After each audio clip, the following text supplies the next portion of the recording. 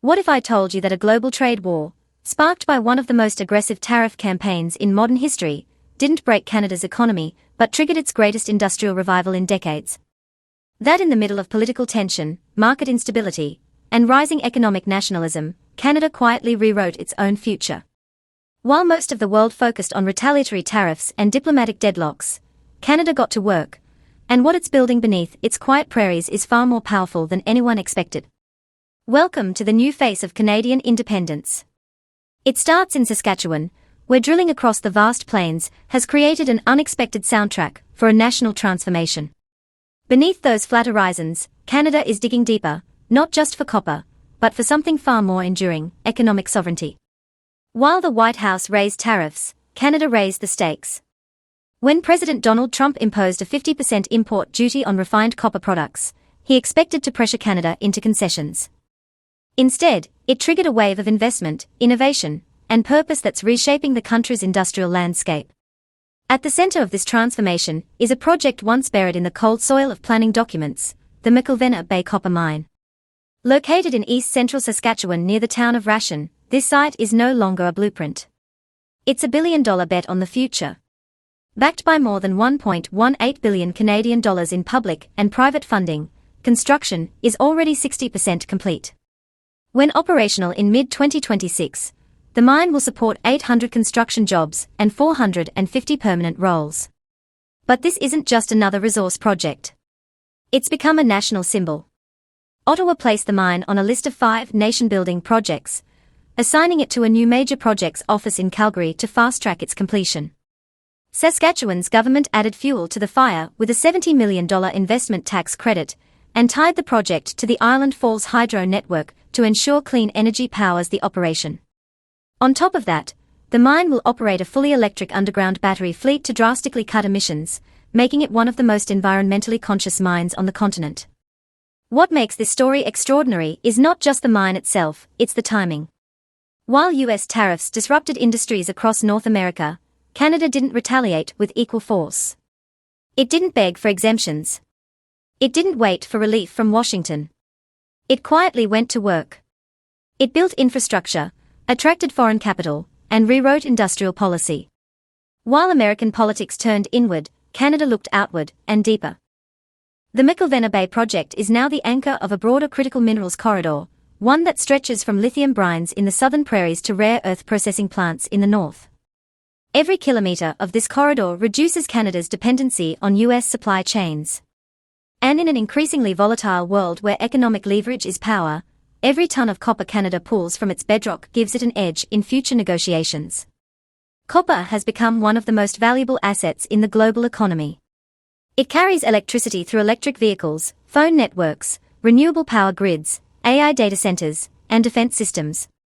According to the International Energy Agency, global demand for copper could quadruple by 2040. Yet Canada's output of this critical metal had fallen by 25% over the last decade. That decline made the country vulnerable, until now. The federal government is no longer treating resource extraction as a side note. Copper is now central to Canada's strategy for economic sovereignty. Ottawa isn't just handing out subsidies. It's rebuilding.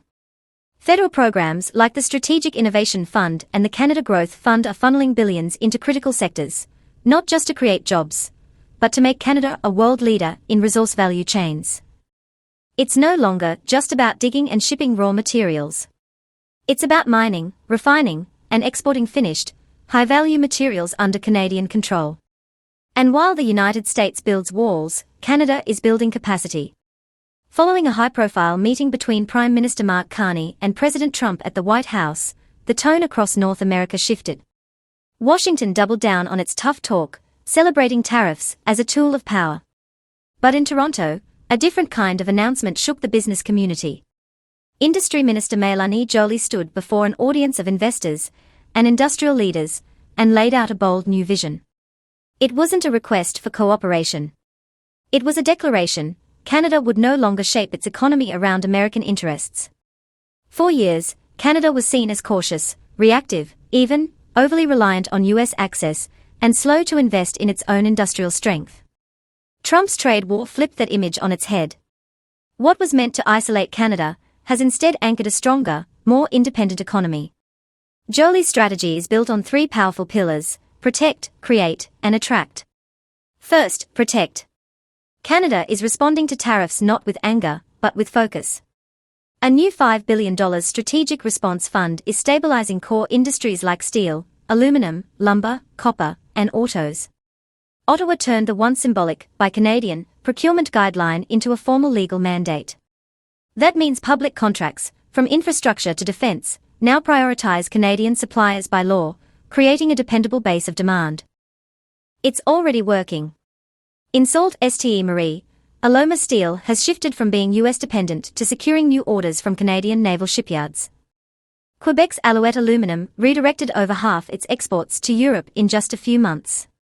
This realignment is more than tactical, it's strategic. Canada is decoupling itself from a trade partner it can no longer fully rely on, and it's doing it without theatrics. Second, create. The pressure of US tariffs is being turned into fuel for transformation.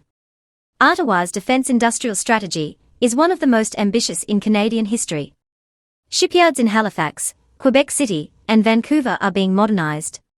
Defense contracts, whether for submarines, Arctic patrol vessels, or AI-enhanced surveillance systems, now include mandatory Canadian involvement. Foreign bidders must commit to technology transfers and local supplier participation. This ensures Canada doesn't just buy defense systems. It builds them, and builds an industrial ecosystem around them. Beyond defense, Ottawa is fast-tracking clean energy, mining, and transportation projects under the new Bill C-5 legislation. This policy cuts through red tape and has already approved 5 megaprojects totaling $60 billion in investment. Among them, the Darlington Small Modular Nuclear Reactor project is expected to create 3,000 jobs and provide clean, stable power.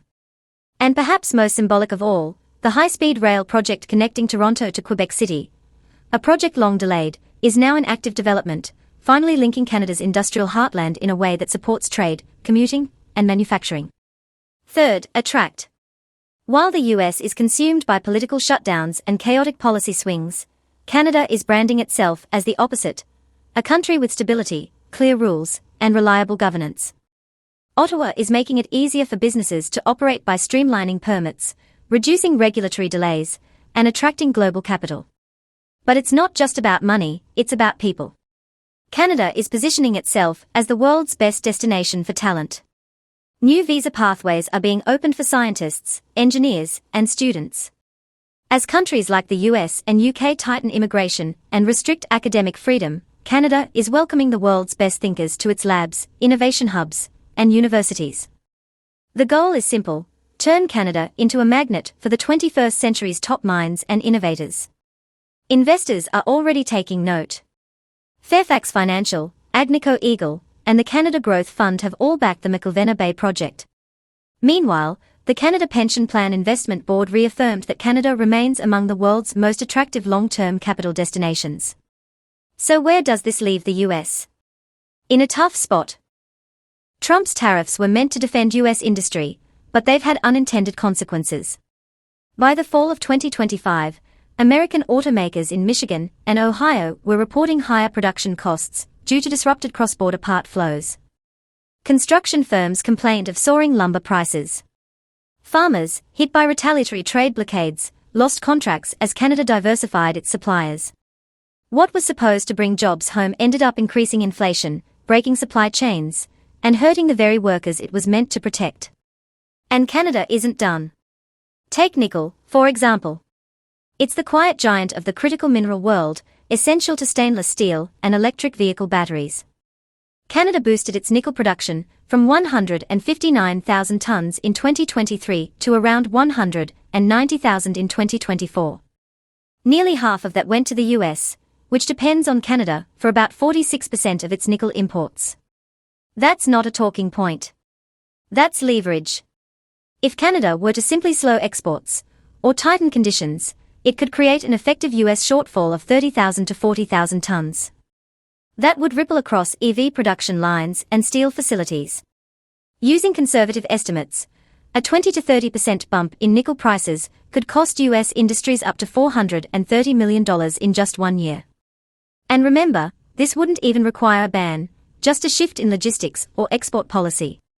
This isn't a threat. It's a fact. Canada is becoming a global resource superpower, and it's finally acting like one. Inside Parliament, this industrial shift has triggered political fireworks. Conservative leader Pierre Poilievre blames Mark Carney for economic decline, job losses, and rising debt. He paints a dire picture: 86,000 jobs lost since Carney took office, $50 billion in vanished investment, and over $600 billion in new public debt. He says Canada is at the edge of a cliff. Carney responds not with ideology, but with data. Canada maintains a AAA credit rating from both S&P and Moody's. It holds the lowest deficit and debt-to-GDP ratio in the G7. Long-term bond yields remain below US levels, indicating strong investor confidence. And while the economy has felt real pain, it's emerging from crisis with a stronger spine and a more diverse industrial base. When the next USMCA review happens in 2026, Canada won't be arriving as the junior partner. It will be bringing copper, nickel, cobalt, zinc, clean tech systems, an emerging defense industry, and a reimagined supply chain. This time, Canada won't be playing defense, it'll be setting terms. Trump tried to force Canada to bend. Instead, he forced it to build. And what Canada is building may soon become the foundation of a new North American power structure, one that values resilience over dependence, creation over retaliation, and sovereignty over subservience. So the next time someone tells you Canada is just a quiet neighbor, remind them of this: sometimes the quiet ones do the loudest building. If you made it this far, hit that like button, subscribe for more deep dive geopolitical analysis, and drop your thoughts in the comments. Did Trump's tariffs backfire? Is Canada now the one holding the cards? Let's get the conversation going.